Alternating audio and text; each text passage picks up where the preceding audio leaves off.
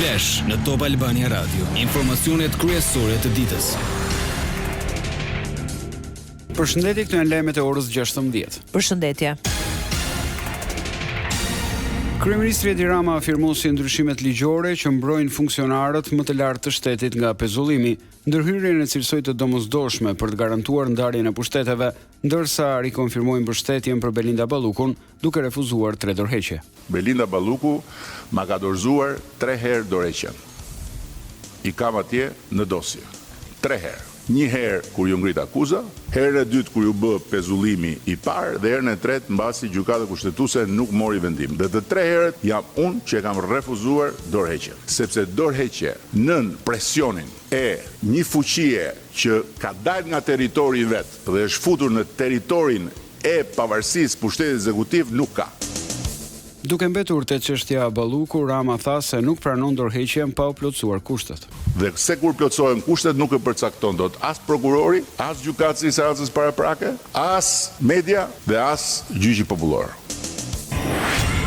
Nisma për ndryshime ligjore u paraqit në grupin kuvendor socialist nga Rama, si dhe kryetari i grupit Auland Balla e kreu i Komisionit të Ligjeve Ulsi Manja. Nuk cënohet pavarësia e prokurisë dhe gjykatave me këtë nismë që kemi ndërmarrë. Djegje penale dhe gjykimi mbeten të paprekura. E treta, kompetencat e organeve drejtësisë mbeten të paprekura sipas kushtetutës dhe sipas ligjit. E katërta, nuk krijohet asnjë mburoj ndaj përgjegjësisë penale dhe e pesta, nuk përjashton asnjë subjekt nga jurisdiksioni penal. Ndërhyrja që ne propozojmë ka natyrë procedurale dhe nuk përbën zgjerim të imunitetit kushtetues. Të jemi të qartë. Ne me këtë ndryshim nuk po synojmë të zgjerojmë imunitetin kushtetues të zyrtarëve publik apo funksionarëve kushtetues Republikën e Shqipërisë. Nisma vjen pasi Spaku kërkoi pezullimin e zëvendës kryeministres Belinda Balluku nga detyra, edhe në kushtetues u bë një ankesë teksa gjykata lë në fuqi pezullimin duke mos thënë as po e as jo. Tani Spak kërkon heqjen e imunitetit dhe arrestimin e Ballukut.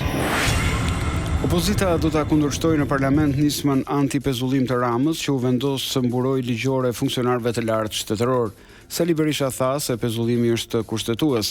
Pasi u paraqit në Spak, kryetari demokrat deklaroi se nuk do të pranohet një ligj që mund të amnistojë të korruptuarit. Ne jo që s'do ta votojmë, por ne do ta kundërshtojmë atë në mënyrën më të fuqishme dhe 20 shkurti do të jetë dita e kryengritjes madhe kundër korrupsionit. Kryetari i Kuvendit Niko Peleshi e ka gati urdhrin për mbledhjen e Këshillit të Mandateve dhe Imunitetit për të vijuar shqyrtimin e kërkesës së Spakut mbi dhënien e autorizimit për arrestimin e Belinda Ballukut. Top Channel mësoi se më 23 shkurt ora 10 mblidhet ky këshill për herë të dytë. 16 marsi është afati i fundit që parlamenti t'i kthejë një përgjigje kërkesës së Spakut. Lajmi nga rajoni. Kryeministri Edi Rama po zhvillon vizitë në Kosovë, ku është pritur me ceremoni solemne nga shefi i qeverisë Albin Kurti. Më herët Rama u takua me presidenten Vjosa Osmani, ndërsa në Prishtinë deklaroi se prokurorët e Hagës donin t'i dhunonin zyrën Osmanit, të cilën e kërcënuan me pretendimin se aty do të gjenin prova për krime kundër njerëzimit. Sot seanca e 6 e deklaratave përmbyllëse në rastin kundër ish presidentit të Kosovës Hashim Thaçi, ish kryeparlamentarëve Kadri Veseli, Jakub Krasniqi dhe ish deputetit Recep Selimi në gjykatën speciale me seli në Hag. Trupi i gjykues ka hapësirë për të parashtruar pyetje për palët dhe më pas radhën e kap prokuroria. Deri më tani deklaratat përmbyllëse i kanë shpalosur prokuroria, ekipi mbrojtës i viktimave, mbrojtja e Thaçit, Veselit dhe Selimit. Ish drejtuesit e UÇK-s akuzohen për krime lufte kundër njerëzimit, për të cilat janë deklaruar të pafajshëm. Pas përmbylljes së deklaratave, çështja do të kalojë te trupi i gjykues. Gjykatësit kanë 3 muaj kohë që të marrin një vendim ose të kërkojnë zgjatjen e afatit për të vendosur. Donald Trump uroi Kosovën për 18 vjetorin e shtetësisë, duke rikonfirmuar mbështetjen e palëkundur të Shteteve të Bashkuara për sovranitetin dhe integritetin territorial të vendit. Në letrën e presidentit amerikan, Kosova përgëzohet për pjesëmarrjen në themelimin e Bordit të Paqes, si dhe për mbështetjen ndaj përpjekjeve të Washingtonit për të zgjidhur problemet globale në Ukrainë, Gazë e vende të tjera. Sport. Armand Duka zgjidhet për herë të shtatë presidenti i Federatës Shqiptare të Futbollit. Asambleja e Përgjithshme Zgjedhore rikonfirmoi sot për një mandat të ri 4 vjeçar. Vendimi u mor me vot unanime, ndërsa procesi u zhvillua në ambientet e shtëpisë së futbollit. Pa e zgjatur, ju premtoj që ne do të bëjmë maksimumin që federata jonë dhe loja jonë, futbolli jonë, kampionati, ekipet kombëtare, zhvillimi i infrastrukturës dhe stabiliteti financiar i FSHF-s të jenë në nivelet maksimale në vitet e ardhshme. Një urim shumë special do të rikthehem atë që ne mendojmë gjithë, uroj që ne gjithë bashkë kemi pjesë e kampionatit botëror 2026. Suksese Silvinus, suksese ekipit kombëtar. Ishte Armand Duka.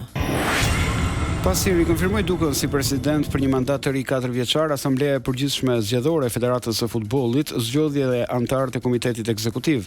Ata janë Anila Basha, Armando Cungu, Blendi Feziu, Edmond Hasambelli, Embi Hicka, Erin Resuli, Geri Çipi, Gjergji Petro, Lutfinu Riu e Pano Xhixho. Parashikimi i motit.